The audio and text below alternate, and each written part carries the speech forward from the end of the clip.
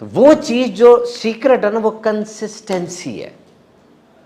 कोई भी काम हम मुसलसल करते रहेंगे, उसका रिजल्ट आएगा। आपने क्या काम मुसलसल किया? आपसे वेट मैनेज नहीं हो रहा अपना, आपका बीएमआई तबाह हो गया। What is the secret to manage your weight? Consistency. मुझे एक बंदे ने आके पूछा, जी मैं मोटा हो रहा हूँ, मैं क्या करूँ, कोई तरीका बताएं। अच्छा, जो मोटे हो रहे थे ना, मुझसे पूछते हैं क्या खाएं कि पतले हो। ये नई वैरायटी है, मतलब ये समझ से बाहर है कि खा के तो मोटे हो रहे हैं। वो कहते हैं कुछ खाने के लिए चीज़ बताएं। खाने से तो छोड़ना है, वॉक करें। अब वॉक करने का इतना नहीं होता, याद रखिएगा। ये जो इंसान का जिस्म जब भारी हो जाए ना, तो वॉकिंग से उसके गोडे उड़ जाते हैं, क्योंकि जब वो चलता है तो उसके गोडों का वज़न पड़ता है, उसके पेट का वज़न पड़ता है गोडों पे, तो गोडे उड़ जाते हैं। तो अगर आप समझते हैं कि आप जिस्म आपका भारी है और आपने अब उसको कम करना है, तो उसके लिए वॉक ना करें, उसके लिए साइकिलिंग करें। क्योंकि साइकिलिंग में आप नोट करें, गोडों पे वज़न नहीं ना पड़ता, वो अपने तौर पे चढ़ रहे होते हैं ना, तो साइकिलिंग करें। Walking is very good. Walking is good for your hypertension. It will control your BP. It will control your diabetes. It will control your lungs. It will have a good impact on your mood. It will have a good impact on your muscles and bones. But remember, when it comes to weight loss, walking is the least prescribed thing or activity.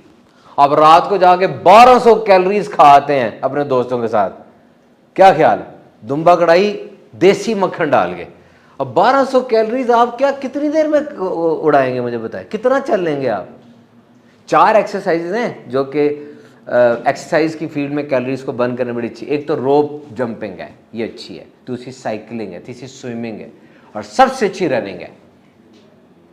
अब कितनी देर की running आपकी calories को burn करेंगी, ये 3 बातों पर depend करती है। Number 1, how you run, brisk running, how intense you run, and number 3, what is your weight now.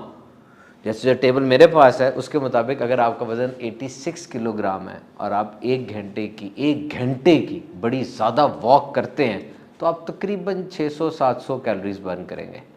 1 घंटे कौन चलता, मुझे बताएं, नहीं चला जाता। तो when it comes to weight, diet management is very necessary. अपनी ना फिटनेस का ख्याल रखें, मैं सही आपसे कह रहा हूँ, सबसे कोर एरिया ऑफ लाइफ यही है। नहीं अगर इसकी समझ में आती बात तो आए मेरे साथ इमरजेंसी चलते हैं शिफा की।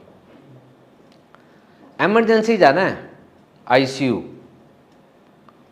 जब आप चक्कर लगाएंगे ना, आप कहेंगे यार जो जिंदगी में बातें मैंने इग्नोर की हुई है ना, वही तो जिंदगी है।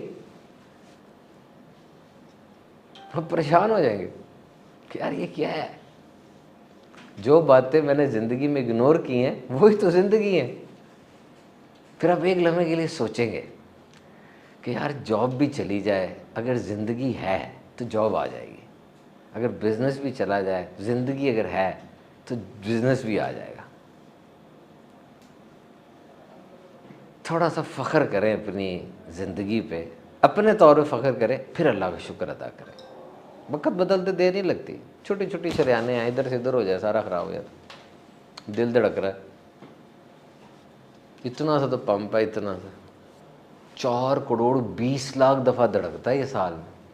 25 लाख गैलन, 25 लाख लीटर खून पंप करता है। अभी धड़क रहा ना सारों का, लब डब लब डब। लब डब मेडिकल टर्म में कहते हैं, धक धक नहीं कहते, वो फिल्मों में कहते हैं लब डब लब डब। अगर ये ऐसे हो गया ना, लब डब, सिर्फ ऐसे होना है इसमें, रिथमिया कहते हैं ऐसे। आपने डॉक्टर को कहना है लाख रुपया ले ला है, सीधा कर दे, 2 लाख ले ला है, फिर 3 दिन का इंजेक्शन लगता है। वैसे बंदा बैठा होता है, इंजेक्शन 3 दिन तक लगता रहता है, फिर चेक करते हैं, फिर ना सही हो, फिर 3 दिन का इंजेक्शन लगता है, छुट्टियाँ, ऐसे होता है। पहले जब मैंने मेडिकल साइंस पढ़ना शुरू की थी थोड़ी बहुत, तो किताब में मैंने पढ़ा कि ideal age of heart attack should be 60। आपको ideal age of heart should be 60, इतना है ही है। अब तो 30 साल से कम वो गिर रहे हैं। डाइट ठीक नहीं है, एक्सरसाइज हमारी लाइफ में नहीं है। मैं अगर अभी आपका गला दबा दूँ ना, अभी खड़ा हो गए आपको 2 सेकंड में ना ऑक्सीजन की कीमत पता चल जाएगी कितनी ज़रूरी है। मैं आपको 3 घंटे पानी ना दूँ सख्त गर्मी में, आपको पानी की कीमत पता चल जाएगी। मैं आपको 8 घंटे खाना ना खिलाऊँ, आप कहेंगे खाना बड़ा ज़रूरी है। वो इसी तरह की चीज़ एक्सरसाइज भी है, लेकिन जब उसका रिजल्ट ही जल्दी आता तो हम करते नहीं हैं। नबी पाक सल्लल्लाहु अलैहि वसल्लम और आपके सहाबा की ना ज़िंदगी बड़ी मुतहर्रिक थी। जिहाद is the epics of exercise. They use to eat less, they use to work more. कई ऐसी हदीस में सहाबी ने आकर कहा कि मुझे कुछ दें। नबी पाक ने फरमाया क्या तेरे पास है? उसने बताया, हुजूर ने कहा इसको बेचा। वो 4 दिरहम या 2 दिरहम लेकर आया। हुजूर ने फरमाया इससे जा और जाके 1 दिरहम से या 2 दिरहम से अपने घर के खाने का बंदोबस्त कर ले फ़िलहाल, क्योंकि भूख है। और 2 दिरहम से जाके वो कुल्हाड़ी का वो ब्लेड ले आ। अब कुल्हाड़ी का ब्लेड ले आए तो ब्लेड ला के उसको जोड़ा और कहा कि जाओ अब इसे काटो और 15 दिन नज़र ना मुझे आओ। 15 दिन बाद आए तो 15 दिरहम आ चुके थे। अब एक ट्रेजर आ गया था, एक चीज़ आ गई थी। तो 15 दिन क्या किया? फिर हुजूर ने फरमाया बेहतर था तेरे लिए ये काम जो मैंने तुझे बताया, इससे बेहतर तो क़यामत के साथ तेरे चेहरे पे धब्बा पड़ा होता, मांग जो रहा था। हुजूर एक्सर्शन देते थे, वर्क। और ख़ुद भी नबी पाक की हयात तय्यबा कैसी है, कितना काम था उसमें। मदीना पाक में हिजरत के बाद 2 ही काम हुए, या तो जहाद हुआ या जहाद की तैयारी हुई है। और थर्ड काम क्या हुआ मुझे बताएं? दीन की तबलीग तो वो तो परमानेंट फीचर ऑफ इस्लाम है ना, वो तो बिल्ट इन एस्पेक्ट है। तो ट्रैवलिंग करना, जाना, तो अपनी इस अहमियत को समझे। मैं क्लोज कर रहा हूँ कि अपने पर्पज़ ऑफ लाइफ को एक्सप्लोर करने के लिए आप लिखें। मैंने अपनी ज़िंदगी में लिखने से बेहतर कोई चीज़ नहीं पाई। आपको कोई परेशानी है, आप लिखें। रात हो गई है, टेंशन ज़्यादा बढ़ती चली जा रही हैं, एक ऐसी आ गई है जो कि रूट कॉज बन के पूरा दरख्त टेंशन का खड़ी कर रही है, लिखें। आप जब लिखेंगे ना, पढ़े लिखे लोग हैं, आपकी लिखाई आपको सोल्यूशन देगी। एक साइकोलॉजिस्ट का कहना था क्या प्रॉब्लम है, रुक जाओ लिख के लाओ। उसने कहा क्यों? कहा जब तुम लिख लोगे ना आधी हल हो जाएगी।